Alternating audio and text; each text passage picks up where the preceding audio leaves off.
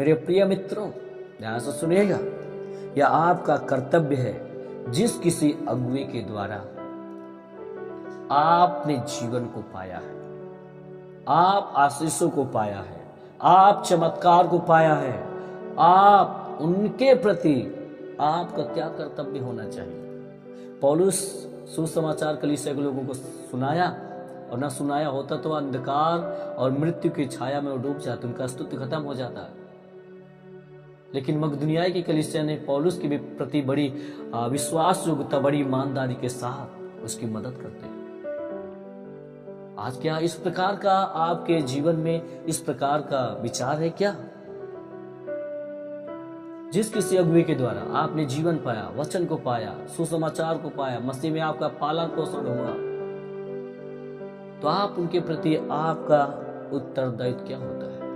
आप जरूर परमेश्वर आपके धन पर, बिजनेस पे, आपके परिवार, आपके बच्चों पर वो आशीष देता ही है, लेकिन याद रखिएगा एक और बड़ी आशीष को हम प्राप्त कर सकते हैं। हम अपने लिए इकट्ठा तो करते हैं, ठीक है, लेकिन आप अपने अगुवे के लिए भी दान और भेंट को इकट्ठा करके उनके लिए आपको बड़ी उदारता से सहायता करना चाहिए, मदद करना चाहिए, जैसे इपफ्रुदीतुस मकदूनिया की कलीसिया ने किया। उसकी आवश्यकताओं में उसकी सेवा टहल किया। जब परमेश्वर के लोग जब प्रसन्न होते हैं, जब वो दिल से जब प्रार्थना करते हैं, तो आशीषों की बरसात होने लगती है। यीशु मसीह के सामर्थ्य नाम में याद रखिएगा।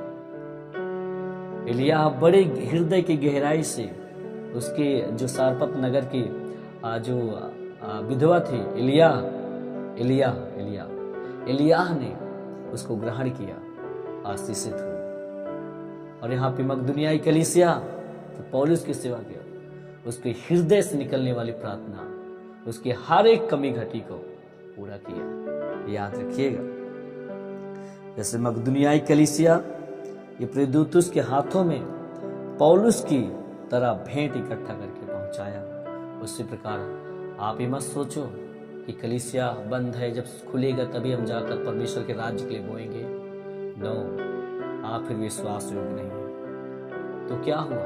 आप परमेश्वर के राज्य के लिए आप बोइए। परमेश्वर आपको बड़ी ब्लेसिंग देने के लिए जा रहा है यीशु मसीह के सामर्थ्य नाम में। पौलुस के पास भेजना कलीसिया की ओर से एक बड़ा बलिदान था। मकदूनिया कलीसिया इपफ्रुदीतुस को जब भेज रहा पौलुस के पास, तो यह एक बड़ा बलिदान था। क्यों? क्योंकि इपफ्रुदीतुस मकदूनिया की कलीसिया से जुड़ा हुआ था,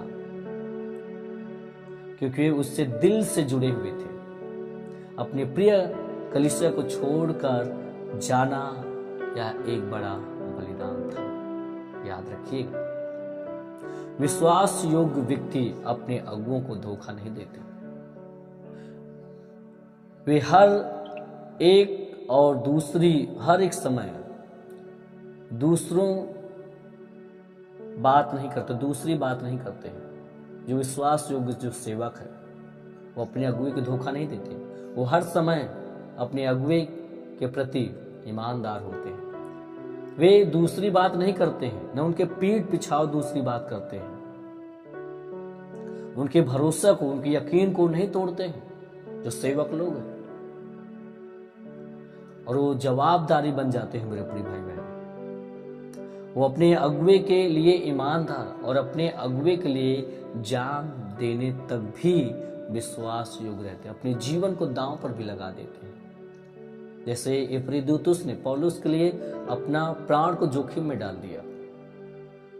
इस प्रकार से था। मैंने बताया कि एक विश्वास योग्यता में जो चलने वाला व्यक्ति है, एक अलौकिक आकर्षण पाया जाता है। विश्वास योग्य राजदूत था ये इपफ्रुदीतुस, उसके लिए मरने मिटने के लिए तैयार था। आप किस प्रकार से? देने वाले कहां हैं? आज परमेश्वर के सेवकों के पास बड़ी से बड़ी आर्थिक आवश्यकताएं हैं।